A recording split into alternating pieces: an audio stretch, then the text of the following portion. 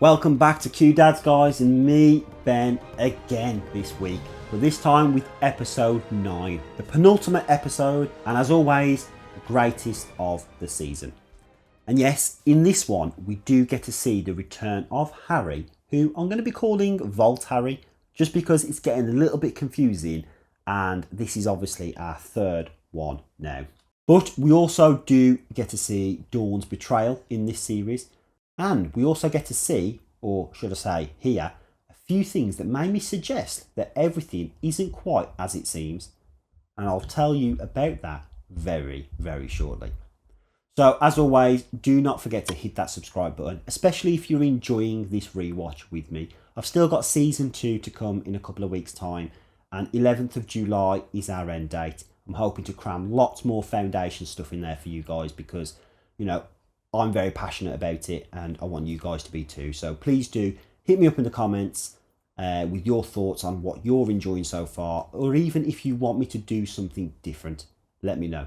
So as always, there's no book spoilers here, guys. So we are covering this from a TV aspect only. So the episode starts off here with Sal and her dad. Obviously a flashback scene as they discuss about the creation of, you know, the whole galaxy itself to a degree. So there's a couple of key things they mentioned here. One was the phrase that a villain becomes a hero, right? And this was the narration of Gale. And I believe that actually, are they referring here to the mule? Now, yes, season 3 is coming up and it is all about the mule. But when they say here, this story is about a villain becoming the hero, well, actually, we're now perceiving the mule as a villain and have done since he was first introduced in that prison at the end of season 2. But what if he isn't? What if he is actually the hero who is going to stop this third crisis, or stop Harry's predictions from coming true, which may ultimately lead to the destruction of the Galactic Empire? Because at this point, I don't know what the truth is anymore. But it was interesting here that Sal and her dad were talking about the whole knowledge of what they know comes from one single planet. And it was even suggested that that planet was Earth, which again stems back to what we know about iRobot and the Robot Wars, and ultimately Demoiselles' journey leading from Earth all the way to where she is now, if that theory is correct. We then move to Sal as she is in the middle of a jump on the Invictus. Now, it was mentioned at the start of the series that the spacers can actually exist within the 4th dimension, and the whole point of a jump from one place to another is that they are almost folding through space and time. Almost it's like they're jumping into the 4th dimension to move across to jump back into the 3rd dimension. Because some do say that, you know, understanding the 4th dimension is like moving backwards and forwards through time. You know, we jump out of one reality and we pop back in wherever we want to. That ultimately is what it feels like in the 4th dimension. I speak of it as if I know. But what if Sal is experiencing this and her mentalic power allows her to almost act like a spacer does and shift between these dimensions, which is why then she saw a quick version of herself and Lewis and, you know, Farah. It was like she was looking into the past. But then, of course, we realise that she wakes up from the jump, again, quicker than everyone else does, and realises that Lewis did sacrifice himself to take that Invictus back to Terminus in a heroic move. We then move back to Empire as Dawn and Dusk have a very pivotal conversation. Dusk mentions that he records his visual history on these paintings, such as the end of the Robot Wars and even the Golden Horse Rebellion, which I'm not sure what that is, but very interesting to hear more about that in the upcoming series. And this is where we have that moment where Dusk shows him the Gilly Raptors and ultimately informs Dawn that he is onto him and he knows, and he's been watching for quite some time, because then it's only when Dawn puts the colour correctors on that he sees that he is he sees that it is in fact 6 raptors, 3 red and 3 blue. We then, of course, get a really great scene where Dawn actually tries to escape and he makes it back through, and it's almost like he is reliving that journey, that narrative of Azura to help him escape. But before that, when he's walking through, he is stopped, of course, by our invisible friend who then takes him towards dusk. But yet, as he does, he walks through the gallery where we see all the Cleons turn their heads. It's like they're almost silently judging him for his actions, which I thought was a little bit comical. Probably unintentional, but still comical. And then for the first time, we actually see this aura bracelet used for something else other than protection. And he actually blasts the guy back straight to the floor, which I thought was a very interesting detail.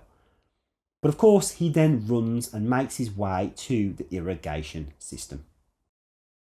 Now again, he then retraces the footsteps of Azura, trades in his actual aura band for a coat so he can stay hidden, and makes his way through the hustle and the bustle of the Scar within Trantor.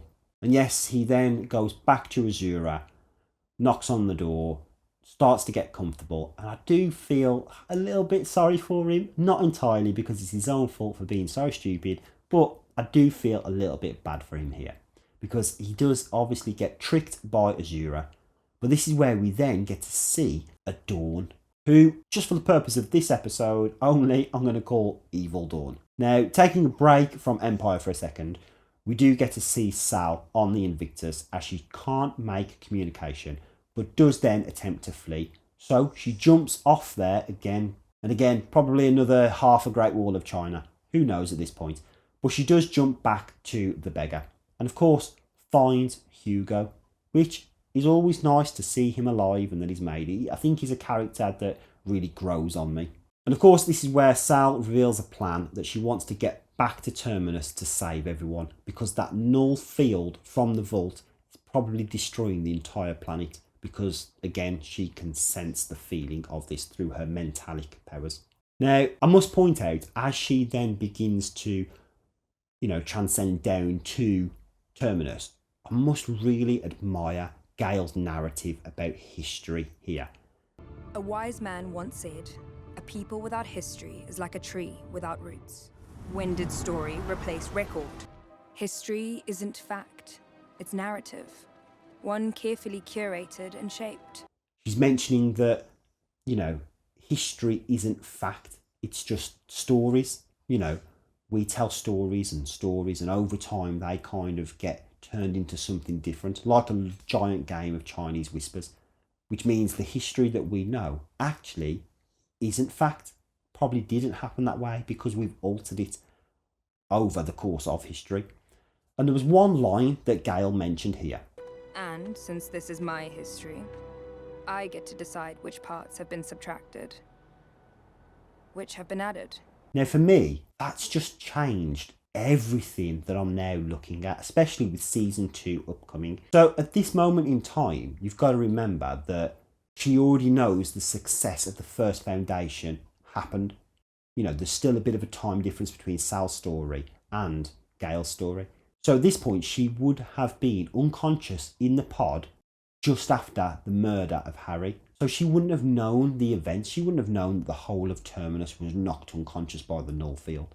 She wouldn't have known that Gale opened the Foundation.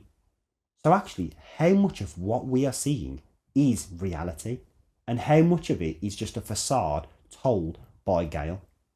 And if you just think about that just for a few moments, it does change the way that you'll begin to look at the series. And that was something that I overlooked first time round. So of course, as mentioned, Sal does head to the vault, and again sees her mom with a Prime Radiant. Now, as much as I hate to criticise the show, because I do love it so much, I must really ask that question here.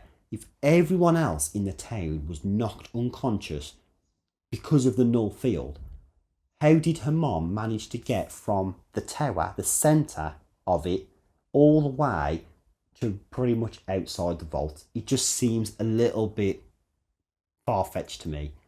But of course, it's progression of the story. She's holding the Prime Radiant. I'm loving it. I'm in awe of every moment. And yes, Sal opens it up and we get to see that beautiful gold and translucent structure. Now, just before I touch on the ending, of course, with the vault, I do want to just jump back to Empire as we see Dawn, who is now having his DNA tampered with, all nanobots removed, and a bit of a frank conversation with his understudy, Evil Dawn. Now, essentially, this plan has been in effect all along since almost Cleon the First, where people have managed to get that DNA and they've grown a clone at the same time as this Dawn, but yet without any of the imperfections. So this Evil Dawn is actually a better replica than probably some of the previous Cleons we've seen, just without that Imperial upbringing. And this, of course, is all stopped as Dusk and his Imperial guards storm the place, killing everyone in sight, including Evil Dawn, except Azura. Azura is obviously held captive and taken away. And here, one of, again, the most comical lines I've seen is that Dusk is moaning at Day due to who he is and disgusted by him, and essentially says this: "By what logic would we want to look on your face ever again?" My face is your face. Sounds like such a childish comment, but I loved it. And then, yes, we end the episode with the Anacreons and the Thespians all converging on Terminus, ready to unleash hell on each other. And I must point out the great detail with the use of those ships and handheld remotes was phenomenal. But no, it doesn't happen. The Huntress goes mad.